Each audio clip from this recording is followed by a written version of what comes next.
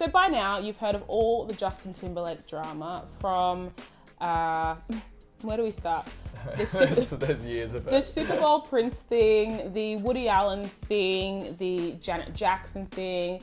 We've talked about it before, so we will link that somewhere for you to go and watch. But it spurred on a few conversations between myself and Sam, and also some think pieces that I was reading earlier on. So I want to share a quote with you from this BBC article that'll be almost the prequel to this conversation. Yeah. Timberlake must be wondering what went wrong, because truth be told, there's nothing egregiously bad about either Man of the Woods or his Super Bowl performance. They're just slightly disappointing. The backlash feels bigger than a commentary on his music. There's a mockery and a cruelty that feels personal, as though people had a lingering resentment towards the star and they've suddenly been given license to express it. What he's done, JT's always given us great albums. In fact, he's yet to, well, he has failed now, but up until now he was yet to fail. And Man of the Woods is not the worst album ever, but it's certainly not good in any way.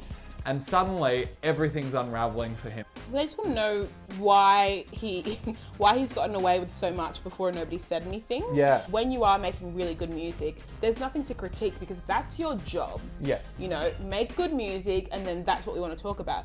But if the music falters, you need to start delivering elsewhere to compensate. We discussed earlier that wouldn't it be interesting to see who is the next celebrity that the media starts to, I guess, pick apart and unravel, because, you know, by all accounts, there's always the next person. Yeah.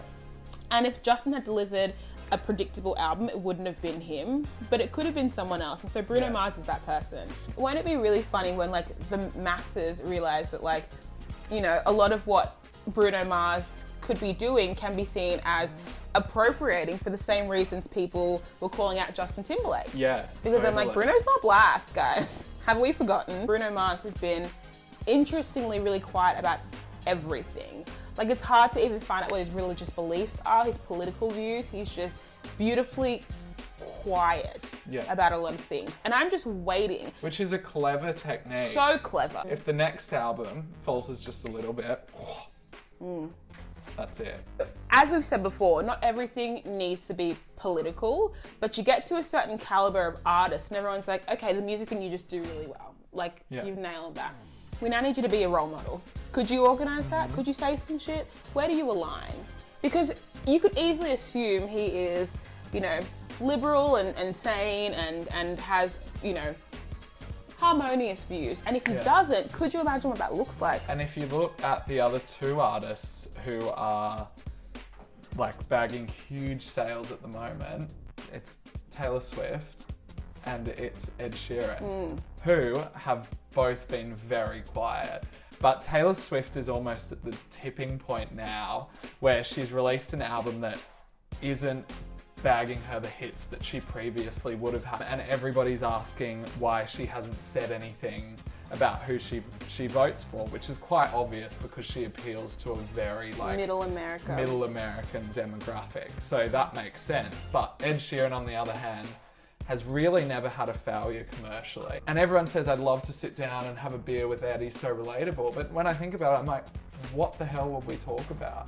He's like the type of guy who might jump in the shower and do like a cute 16 bar of like Biggie's Hypnotize. Yeah. You know, because he's relatable. Totally. He loves rap. But what happens when his next project, maybe the project after, the project after that, look, we're probably 20 years away from Ed Sheeran failing. Like, the UK is about to go through, well, they are in the midst of a particularly like tumultuous period politically.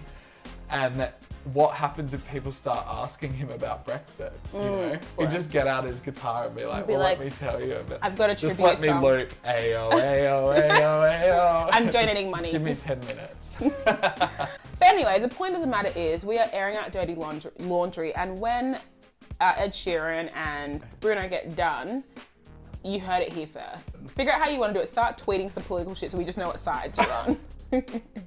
Even ambiguous. Like, do you recycle? Really, maybe just like 3 or 4 American flag emojis. That'll do it.